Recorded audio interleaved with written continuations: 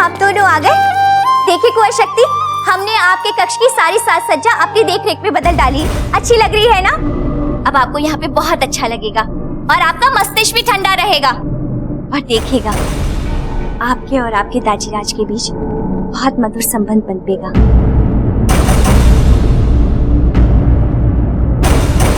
अरे, आप दोनों ऐसे क्यों देख रहे हैं?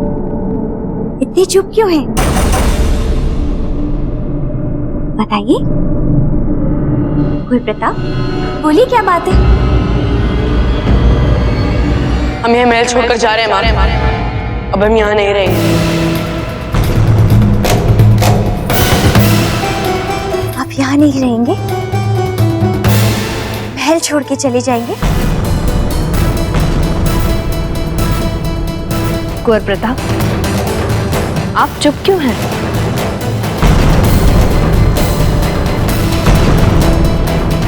संभवतः यही सबके लिए ठीक है।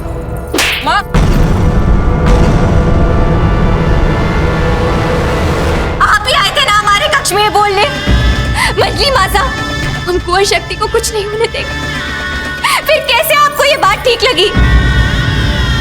मंजली माँ, हमारा मन ही जानता है कि हमें ये बात कहने के लिए कितना दुख हो रहा है, परंतु यही सत्य है मंजली माँ कि भाई शक्ति और दाजीराज के संबंध इतने बिगड़ चुके हैं कि वे दोनों एक दूसरे को देखना तक स्वीकार नहीं कर पा रहे हैं। ऐसे में इन दोनों के लिए एक दूसरे से दूर ही रहना हित में होगा। आप ये कहना चाहते हैं कि हम राणा जी की प्रसन्नता के लिए अपने पुत्र को जंगल में भटकने दें? कि कभी भी हमें ये समाचार सुनने को मिल जाए कि वह किसी जानवर का शिकार बन गया? नहीं मंजली माँ, भाई शक्ति जंगल में नहीं रहेंगे।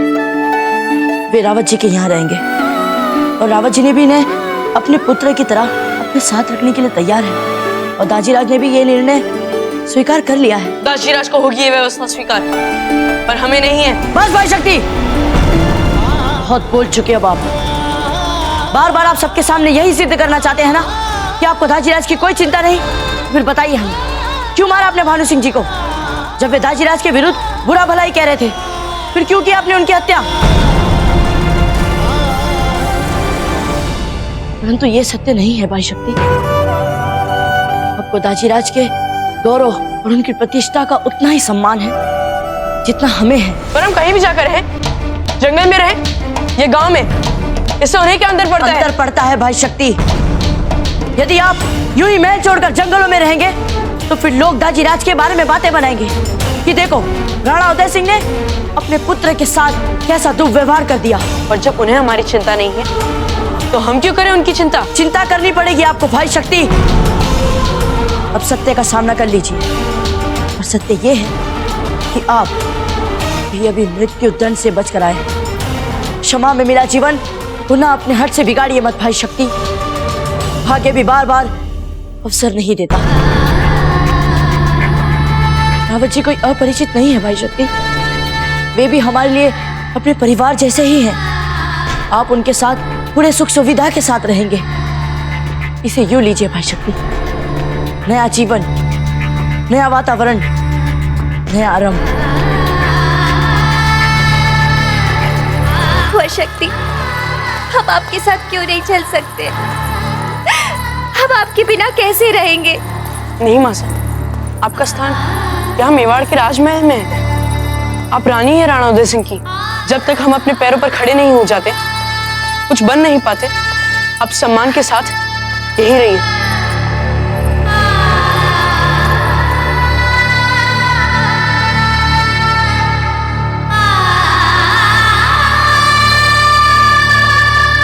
एकलिंग जी, आपको सफल और सुख भरा जीवन।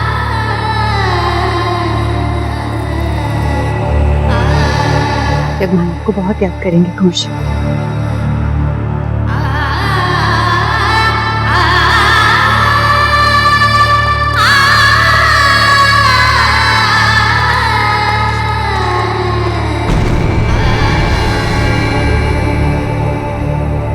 रावत जी, अगर आप यह निर्णय किसी दबाव में आकर ले रहे हैं तो आप बता दीजिए, अब भी अपना निर्णय वापस ले सकते हैं।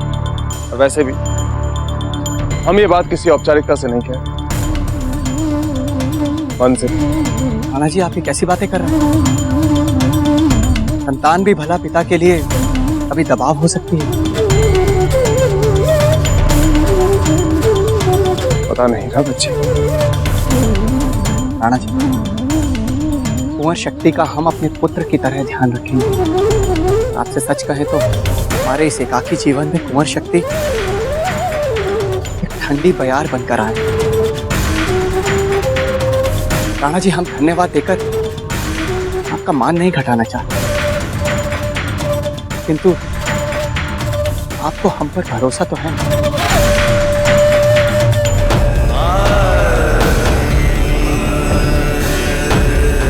अपने आप से भी अधिक।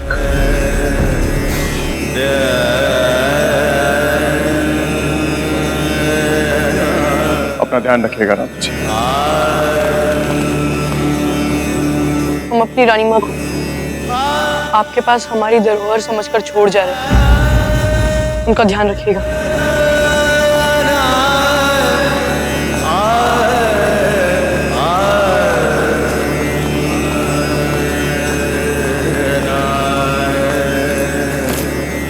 भाई शक्ति, अपना ध्यान रखिएगा।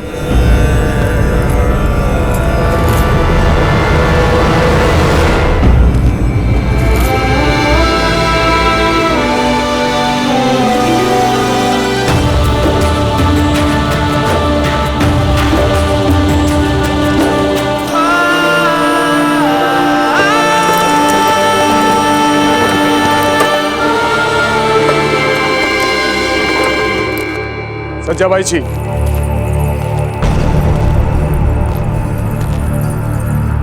हम आपसे ये कहने आए हैं सज्जाबाई जी कि कुंवर शक्ति के साथ जो कुछ भी हुआ उसका आप पर कोई प्रभाव नहीं पड़ेगा। महल में आपका स्थान वही रहेगा जो हमारी रानी का होता है। आपने जो कुछ खोया है उसका हमें भी दुख है। इसके लिए आप हमसे जो मांगना चाहें मांग सकते हैं। मतलब? कुंवर शक्ति को वापस बुलाने के अतिरिक्त आप हमसे कुछ भी मांग सकते हैं।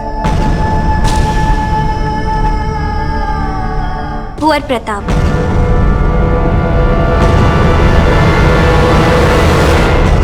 चाहिए शीघ्र कुंवर प्रताप को यहाँ बुला के लाइए।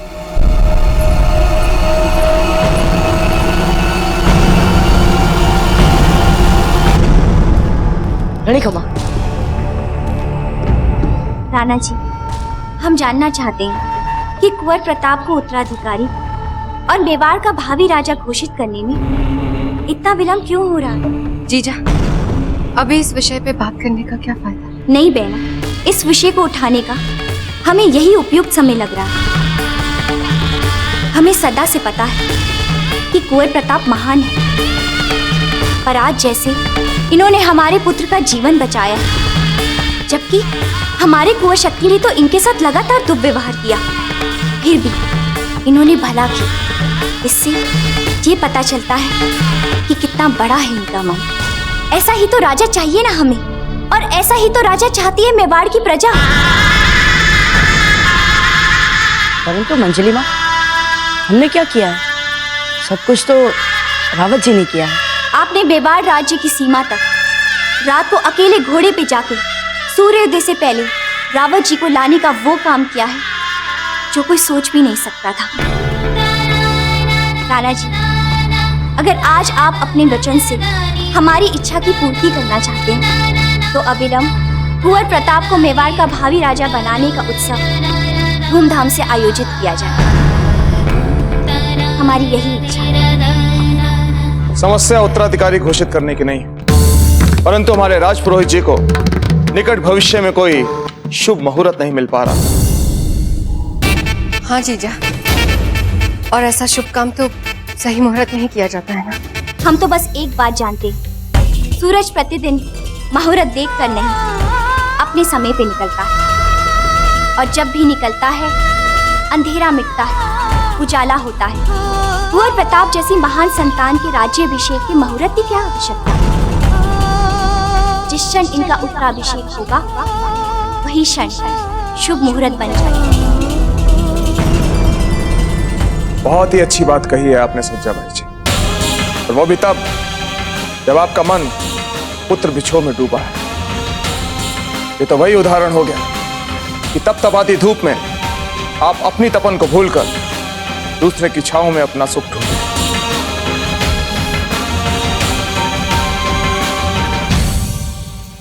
तुरंत दरबार बुलाया जाए और हम चाहते हैं कि सब लोग उसमें उपस्थित हों।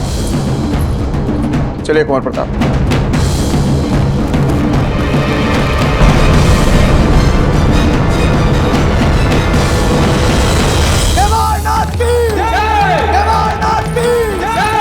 कुंवर प्रताप की जय, कुंवर प्रताप की जय, कुंवर प्रताप की जय।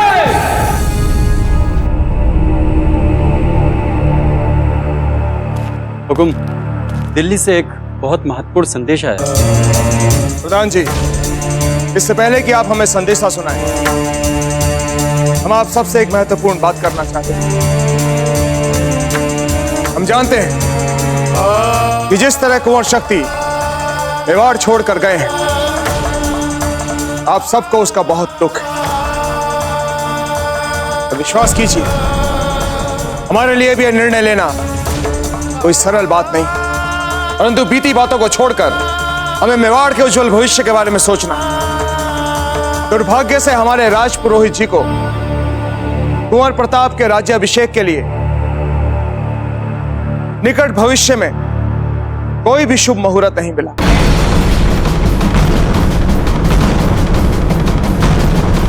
परंतु हमने निर्णय लिया है कि अब हम किसी भी शुभ मुहूर्त की प्रतीक्षा नहीं करेंगे। कुंवर प्रताप का राज्याभिषेक होगा और उनका राज्याभिषेक परसों यानी गणेश चतुर्थी के अगले दिन किया जाए। कुंवर प्रताप की जय, कुंवर प्रताप की जय, कुंवर प्रताप की। कुंवर प्रताप का राज्याभिषेक होगा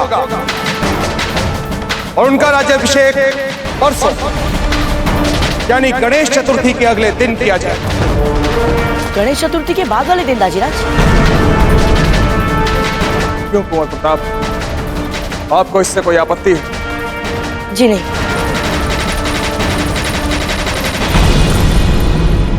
अरे जीजा, बैना धीर भाई अचानक उठ के यहाँ से क्यों चली गई? हमें नहीं पता, पर हमें लगता है राज्याभिषेक के लिए शुभ मुहूर्त की प्रतीक्षा करनी चाहिए थी। जीजा, हमने आपसे पूछा कुछ और आप जवाब कुछ और दे रही हैं। कोई बात नहीं जीजा, आप सभी पुरानी बातों को भूल के तैयारियों में लग जाइए। अब राजकार्य आरंभ किया जाए। बताइए कि दिल्ली से कौन सा संदेशा आया है और आप सब लोग जा सकते हैं। ऐसी खुशी के अवसर पर हम ये संदेश पढ़ना नहीं चाहते हुकुम।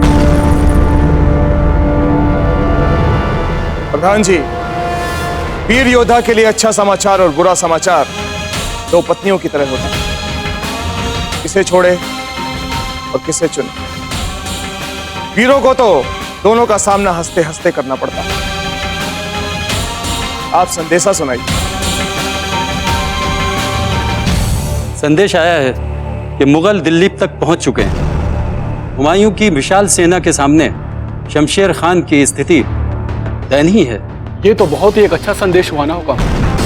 हमारे बाबूजी राज प्रताप की हत्या का षड्यंत्र कर रहा था ना दिल्ली में बैठा वो शमशेर खान, परंतु उसे ये ज्ञात नहीं कि बुरे का परिणाम बुरा ही होता है। दरबार में कुछ भी बोलने से पहले भारत की राजनीति को अच्छी तरह से समझ लीजिए और फिर बात कीजिए।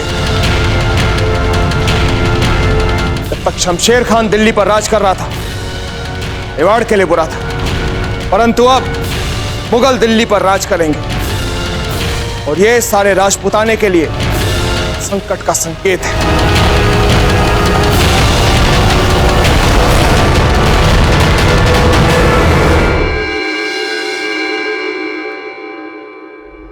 वो एक बार फिर आ गए हैं रानी मां, जिन्होंने आपको एक गौरवशाली महारानी से निर्जीव चित्र बना दिया था।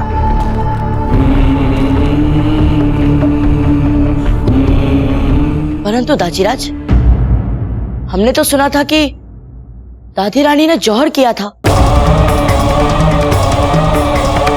कुंवर प्रताप, आप यहाँ क्या कर रहे हैं? जाइए और मन लगा के शस्त्र अभ्यास कीजिए। नहीं दाजीराज, हम कहीं नहीं जाएंगे जब तक आप हमें बता नहीं देते कि हमारी दादी रानी की मृत्यु का मुगलों से क्या संबंध है। कुंवर प्रताप, निकालना चाहिए यहाँ से। दाजीराज, हमने कई बार देखा है, जब भी आपके सामने मुगलों का नाम आता है आप गंभीर हो जाते हैं। दाजीराज, यदि आप हमें मेवाड़ के भावी राज अभिषेक के उपयुक्त समझते हैं तो फिर मेवाड़ के इतिहास में जो भी कुछ हुआ था उसे जानने और समझने के लिए आपको हमें योग्य मानना चाहिए। दाजीराज, क्या जानना चाहते हैं आप कुंवर प्रताप? यही मुगलों का नाम सुनते ही हमारा रक्त खौलने क्यों लगता है? सुनिए, अगर हमारे इतिहास में मुगल बादशाह हुमायूं का नाम नहीं होता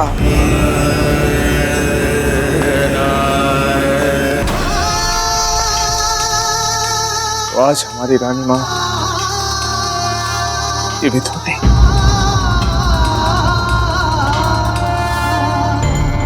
हम यही जानना चाहते हैं कि हमारी दादी रानी, जिन्होंने गुजरात के सुल्तान बहादुर शाह के साथ अंतिम युद्ध करने से पहले तक अंतरमहल से अपना पांव बाहर तक नहीं रखा, फिर भला उनका हुमायूं से क्या संबंध? हुमायूं तो एक आक्रमणकारी मुगल है ना दाजीराज। हमारी रानी मां की यही सोच थी कि प्रेम से बंधे रेशम के धागे में एक राखी में इतनी ताकत होती है कि वो बड़े से बड़े राजा को अपने स्नेह से बांध सकती है। दुर्भाग्य से उनकी सोच मिथ्या थी। हम कुछ समझे नहीं दाजीराज। गुजरात के सुल्तान बहादुर शाह की नजर हमारे चित्तौड़ पर थी। हुमायूं ने हमारी रानी मां को वचन दिया था कि जब भी बहादुर शाह चित्तौड़ पर आक्रमण करेगा तो हुमायूं की सेना चित्तौड़ की रक्षा करेगी। हमारी रानी मां ने हुमायूं को अपना भाई जैसा माना था, उस पर विश्वास भी किया था। जब समाचार आया कि महारानी साहब, बहादुर शाह की सेना गुजरात से निकल चुकी है, वे मेवाड़ की तरफ बढ़ रहे हैं और किसी भी क्षण मेवाड़ में पहुंच सकते हैं। हम मुगल बादशाह हुमायूं के लिए ये राखी भेज रहे हैं। हम जानते हैं जैसे ही उन्हें एक छतरानी की राखी मिलेगी वो समझ जाएंगे कि उनकी बहन संकट में है और अपनी बहन की रक्षा के लिए वो तुरंत सेना लेकर आएंगे। वो अपने मुगल भाई की प्रतीक्षा करती रही। दिन पे दिन बीतते गए और अंत में वो दिन आ ही गया जब रानी साहब, किले की दीवार को बारूद से उड़ा दिया गया है। आधी टुकड़ी नष्ट हो चुकी है। वे कभी भी किले में प्रवेश कर लेंगे। मुगल सेना की कोई सूचना? पर रानी मां का अपने मुगल भाई के प्रति विश्वास एक बार भी डगमगाया नहीं। संसार में आज तक किसी भाई ने मुसीबत में पड़ी बहन का भरोसा नहीं तोड़ा है और आज भी इस बहन का भरोसा नहीं टूटेगा। महारानी साहब, जो गुप्तचर मुगलों की टोली के साथ आ रहे थे उन्होंने संदेशा भेजा है। हुक्म, समाचार बड़े दुख का है। हुमायूं ने सुल्तान बहादुर शाह से हाथ मिला लिया है। मुगल सेना जानबूझकर बहादुर शाह की सेना को हमें समाप्त करने का खुला अवसर दे रही है।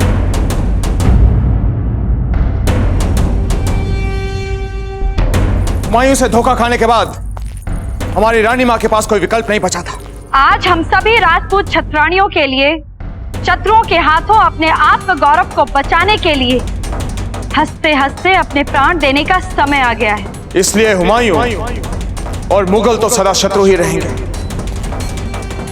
और ये शत्रुता कभी कम नहीं होगी और ना ही हमारे मन में बदले की धधकती आग कभी कम, क्योंकि उन्होंने रानी मां को धोखा दिया है, उनके विश्वास को धोखा दिया है। उन्होंने रानी मां को मारा है और उन वीरांगनाओं को मारा है जिन्होंने जौहर में कूदकर खुद को भस्म कर दिया। सदा सदा के लिए अमर कर दिया।